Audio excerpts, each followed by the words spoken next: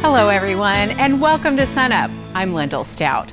We join you today from the Tulsa State Fair, where young people from 30 Oklahoma counties have entered more than 2,500 4-H and FFA projects this year. Categories like woodworking and fashion, industrial arts, and everything in between. We'll have much more from the fair a little later in the show. But first, let's take a look at some timely management advice for your hay meadow. This is a hay meadow that was cut back in late June at the proper time of year, and it's in really good shape, and it's going to be very productive. This is the way you ought to take care of it. But there's a problem for next year's hay production, and that is we've got all this standing dead growth, all the seed heads, that if we don't do something with this, they're going to be in next year's hay, which is really going to reduce the quality. So we need to come up with an idea on how to manage that. Now, you will see people out cutting hay right now, which is a really bad idea, but some people continue to do that. Cutting it this late really impacts the growth next year. In other words, we're going to hurt the growth. But as this starts to turn brown and red, the forage quality drops off even more. But when this goes dormant, then what you do to it really doesn't matter. So we're kind of in that transition zone right now. The benefit to burning is you're just going to get this dead material off, and the plant community will respond very favorably. But if you happen to have cattle that are available that you need to feed during the winter, you've got standing dead growth, or what we'd call, we've got stockpiled forage out here. So with a protein supplement, cows, particularly dry cows, would do very, very well out here over the winter. Dave, this time of year with hay meadows in transition, what kind of concerns do you have out here? This hay meadow is, as Dr. Bidwell mentioned, is in really good shape. There's an incredible amount of regrowth from all the moisture that we had this summer. And so for this producer, the question is, well, what to do now? Should they come in and harvest this material, take a second crop, or should they consider grazing it? You know, or as he mentioned, should they burn it? And you know, it's a tremendous resource. You hate to see it go to waste. But there are forage quality considerations. If we're to take a hay crop off of this particular hay meadow now, with it all having gone to seed, basically, you know, it's all flowered, as you can see, the quality is going to be low because of those stems. And that's something that you can look closely. Some of this then would mix back in with new growth in the spring? Well, I think you would want to do something with it before that, because if you were to leave this, as Dr. Bidwell mentioned, and harvest it next summer, you know, you're dealing with the material here right now in the stem that's probably right now in the neighborhood of 40% digestible to a cow. This leaf, even though it started to discolor a little bit, is still probably somewhere in the neighborhood of 55 to 60% in digestibility to the cow. By next summer, these won't be there anymore. They will degrade over the winter, but these stems they may be laying down by then, but most of them will still be there. And so what you wind up having is a real dilution effect on the quality of your hay. So it just wouldn't be very good quality hay at all. And that's why Dr. Bidwell recommends that we do something to keep that from happening. So then, if we're weighing the options of a late hay harvest versus grazing, how do you figure that out? I would consider certainly the grazing option this fall or winter for a situation like this where you have just tremendous forage availability out here. And the reason I would consider a grazing, or I lean towards the grazing option more, number one, as we mentioned, the quality of the hay is not going to be very good. Custom baling is going to cost around $30 a bale, and of course that will vary from producer to producer, but so it's going to be an expensive option. But then if you lightly graze a hay meadow like this and let the cows select their diet instead of feeding them a round bale where they don't have the opportunity quite to be as selective. You know, they right now, at least now until February or March, they can select these leaves, and the cows are really good at that. That's one thing they're very good at. And so they can select a diet that's very high in digestibility. You might need to feed just a little bit of protein supplement to go with it to encourage forage intake and digestibility. But they'll make good use of a resource like this. Okay, some great advice as we're transitioning this time of year. Dave Lawman, thanks a lot. Thank you.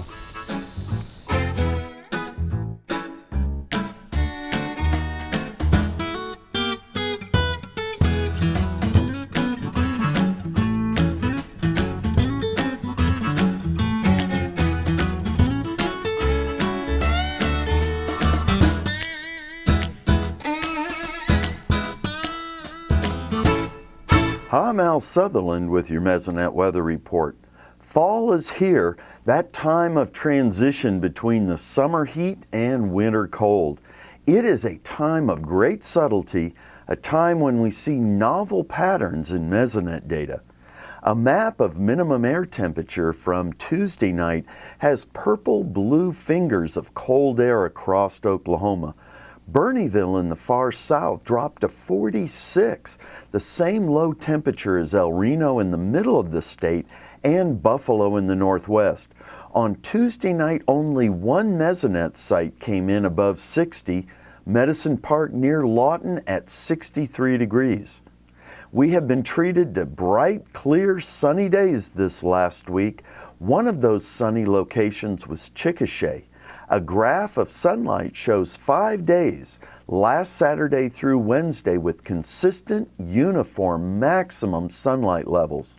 A week ago, on September 20th and 21st, the sunlight levels on the graph were low and variable from clouds and rain. That consistent sunshine pushed daytime highs up steadily for Chickasha from the 80s a week ago on Saturday up into the 90s for Wednesday this week.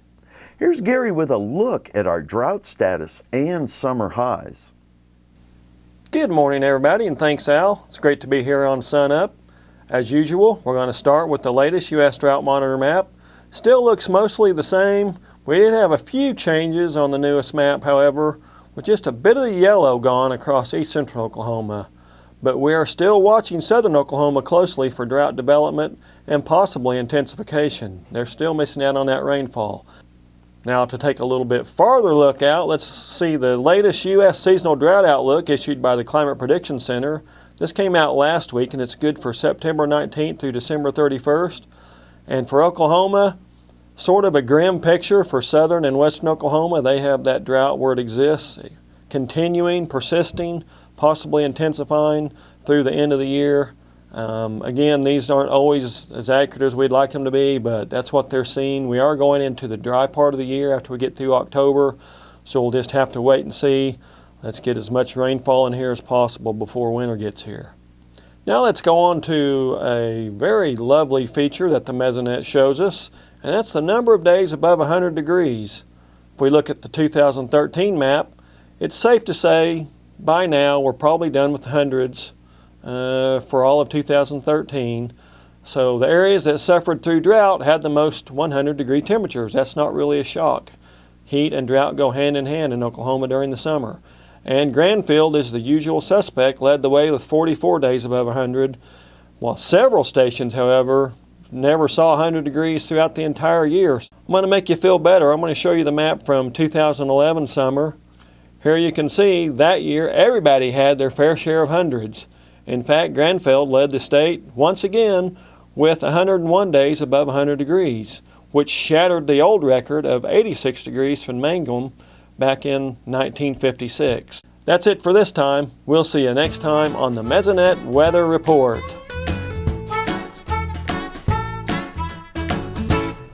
We're catching up with Kim Anderson this week just before a class in Ag Hall. And Kim, the big news, wheat prices rallying this week. What's your take on that? Well, I think the market finally realized that hard red winter wheat stocks, and to a certain degree, all wheat stocks were relatively low. You look at ending stocks projected for hard red winter wheat, it's 197 million bushels. Compare it to 343 million last year and a 5-year average of 337 million. All wheat ending stocks at 561 million compared to 718 last year and a 5-year average of 772 million. And then we had reports coming out of China that their stocks are tight, that they'll probably import more wheat, and a lot of that, or a good portion of that, will come from the United States. Argentina reports out of there they had a frost that's damaged their crop. Their production will probably be down. They're a major supplier for Brazil, and Argentina is out of wheat and for export until they get their harvest. Brazil's been buying from the United States. They'll probably come in and buy it, and that is some hard red winter wheat there. And of course the Canadian crop, a big hard red spring crop, but it was low in protein, and that should keep up the demand for our hard red winter wheat. Okay. On Monday, you're keeping an eye on that day. The USDA will be releasing its quarterly stocks report. What impact do you think that might have? That could have a big impact. If you look back over the last 5 years, we've had limit moves in several of those years, especially on corn and beans. If you look at what's going on there in important numbers, the trade expects corn ending stocks for this last year at 681 million. September report at USDA was 661. At soybeans, they're expected 124 to 127 million bushels. The USDA was at 125. You deviate from those two numbers very much on this report, then you're going to have some good moves in the beans and the corn. If you're looking at wheat, it's for the 13-14 ending stocks at 1,945 million. Wheat could be the sleeper. We could have some moves Monday, and you really don't want to do anything in the market until that report comes out. Okay, we will certainly hear from you again next week. Kim Anderson, our grain marketing specialist and longtime professor here at OSU.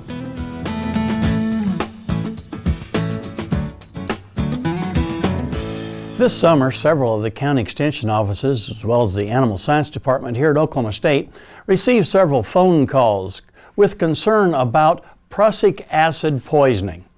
Prussic acid, or otherwise known as hydrocyanic acid, accumulates in some of the summer annuals, especially when these plants are drought stressed, and we need to be aware that it can occur if we have some frost as we get later into the fall. Anything that will stress these plants can increase the chances of prussic acid poisoning. Prussic acid has the effect on cattle in that it will keep the cattle from being able to mobilize the oxygen in the blood and move it into the tissues. And so essentially the cattle die of asphyxiation. Prussic acid poisoning will generally happen very, very quickly. It's cyanide, and therefore in just a very short period of time, if the cattle are infected with prussic acid, then we will see cattle going down and quite frankly succumbing in a very short period of time. The fact that we've had a lot of Johnson grass this summer, I think, is one of the reasons why we've seen so much interest in prussic acid poisoning this year. Johnson grass is notorious about being able to accumulate this particular toxin. One of the things that we can do to help us out a little bit in terms of preventing prussic acid, we know that if we hay the crop, making sure that we not only mow it, but have it completely cured before we put it in the bale. Once we get the crop mowed and allow those plants to dry, then the cell walls break and allow that gas to release into the atmosphere, greatly reducing the risk of prussic acid poisoning. So if that's a possibility, then you might want to consider actually putting that up for hay this year. Really be mindful as we get into the latter part of fall that if we have a light frost on some of these summer annual crops, that we stay off of those. Don't let the cattle graze those until there's at least been a real hard freeze to allow that plant again to dry up and to allow that gas to be released. You can visit with your county extension office anywhere in Oklahoma. Many of those offices have a test kit that they can bring out to the field and check to see if there's a high amount of prussic acid in the plants that you're about to graze. Also, if you'd like to learn more about this particular condition, there's an excellent fact sheet that you can download and read. It's prussic acid poisoning in livestock, PSS 2904. You can go to the SUNUP website. Go to sunup.okstate.edu, look under show links, and there you'll see an access to that particular fact sheet. Give you a lot more information about prussic acid poisoning. Something to be aware of as we go into the late summer and fall this year. We'll visit with you again next week on SUNUP's Cow-Calf Corner. Last week, the USDA released the Cattle on Feed report. We have Darrell Peel to go through the numbers. Darrell, what did you find in the report? Well, the September 1 cattle on feed inventory was down about 7% from a year ago. This is the lowest September on feed inventory going back to 2003. This follows August placements were down about 11%. That's the second month in a row of a big decrease in placements, and actually the third consecutive month of a decrease in placements. In fact, the August placement number was actually the lowest in this series going back for the history of this cattle on feed report, which began in its current format in the mid-1990s. So we continue to pull those cattle inventories down. I think that's the lesson here, is we knew we were working towards lower numbers. This report confirms that as we move forward just in the next 2 or 3 months, we're going to start to see a dramatic tightening of feedlot supplies, and of course that has lots of implications for decreased beef production by the end of the year and into early next year. Okay, now what does this mean for the Southern Plains cattle producer? Well, again, we've known this was coming for a long time. The drought has really postponed this for the last 2 years. As recently as April and May of this year, we had a year-over-year increase in those monthly placements, and that was due to the fact that we had, a long winter and drought-reduced hay supplies, and that pushed more cattle in the feedlots, and that's the kind of thing we've been doing for the last 2.5 years or more. And so we finally reached a point where there just isn't any more cattle out there. We've seen some better conditions, and so, we're going to see the consequences now of what we've been building for several years as we see a dramatic decrease in cattle numbers coming out of the feedlot for the next, more than a year, up to 2 years. Okay, is there an answer to this? I mean, how do we rebound from this? Well, it's a long process. Having gotten here, we still have to rebuild the cow herd, which means in the short run, we actually have to make this situation worse, because at some point we have to retain enough heifers to rebuild the cow herd. That takes 2 to 3 years to even really get started with that process in terms of seeing some increase in feeder cattle supplies. So we're going to see a very dramatic situation here for the next 2 to 3 years. Okay, in some good news, we've actually had a little bit of rain across the Southern Plains. What are you seeing as far as forage?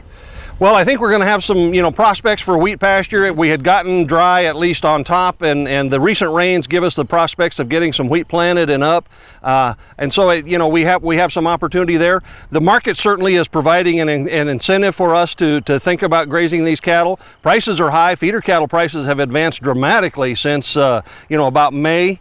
And the price levels are a little scary to producers, but actually if you figure out the value of gain right now, it's actually quite attractive for a stocker producer to think about putting cattle out. Obviously it takes a lot of money to do that. There's a fair amount of risk involved on the one hand, but at the same time the market is certainly encouraging us to take advantage of those forage supplies. Okay, we'll see how it all pans out. Darrell Peel, Livestock Marketing Specialist here at Oklahoma State University.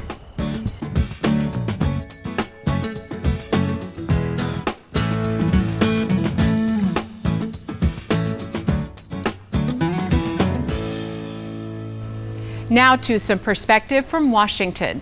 I recently had the chance to sit down with the director of the National Institute for Food and Agriculture during his visit to the OSU campus.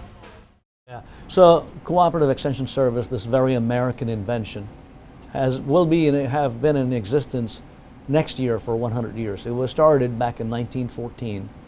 There are some amazing people at that time. There's one particular individual named Seaman Knapp. He and others of his type in America thought that it was not enough for these land-grant universities to discover knowledge that sat on a bookshelf, that it really needed to be translated into innovations, and those innovations needed to be delivered to the end users, these producers, these farmers and livestock producers, in the form of solutions to the problems that they were experiencing. So therein is the continuity between the discovery process and the delivery process. That's what Extension's been doing.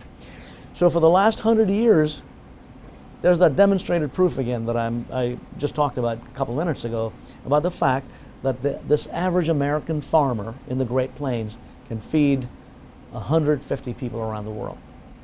That has come about in part because of the incredible effort about the farmer, and behind that farmer is this amazing enterprise of the research and the extension aspects of it as well.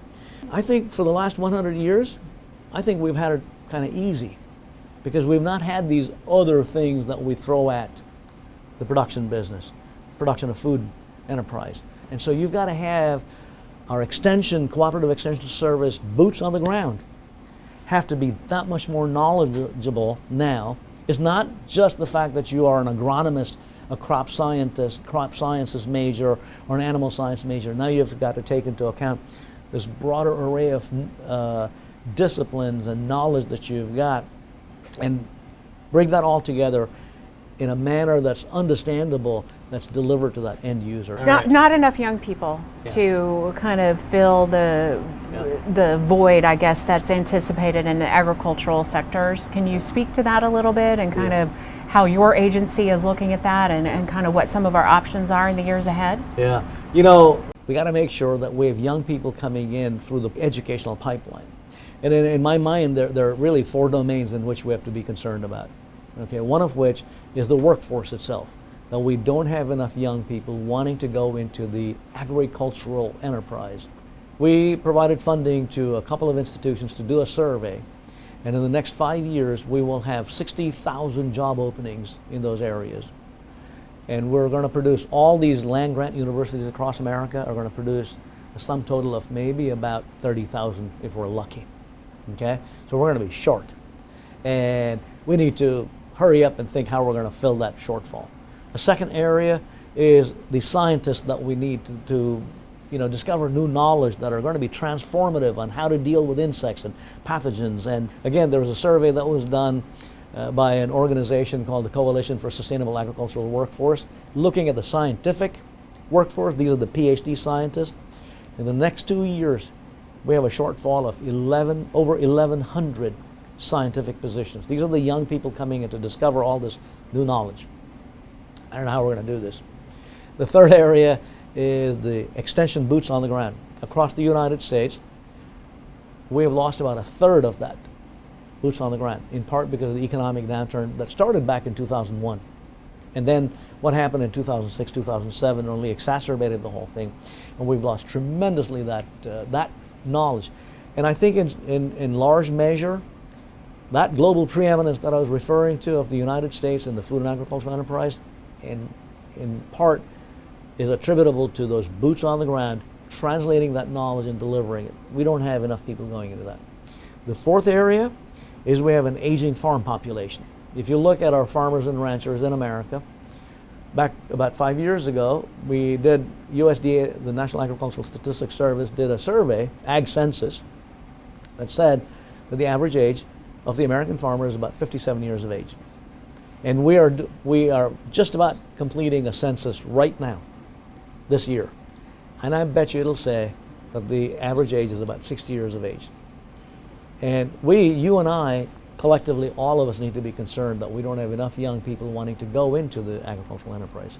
So what we're trying to do as an agency is how do we work with the land-grant universities to deploy the resources necessary, work with the states, and it's a partnership. Remember, the state government has to invest money, and the federal government invests money, and we might bring in private enterprise to be investing as well, collaboratively providing the funding. So we need to provide the funding.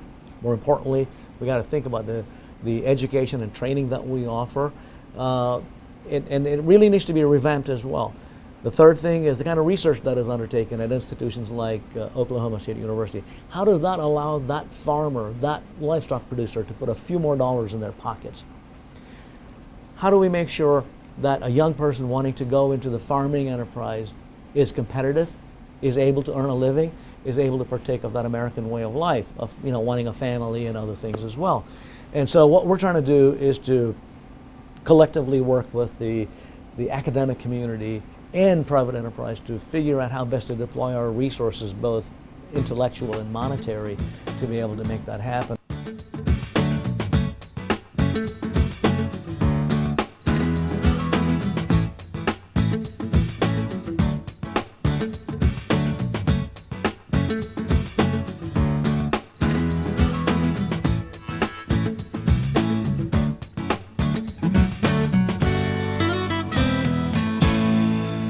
As a food microbiologist, I work with pathogens, bad bacteria, the bad bugs.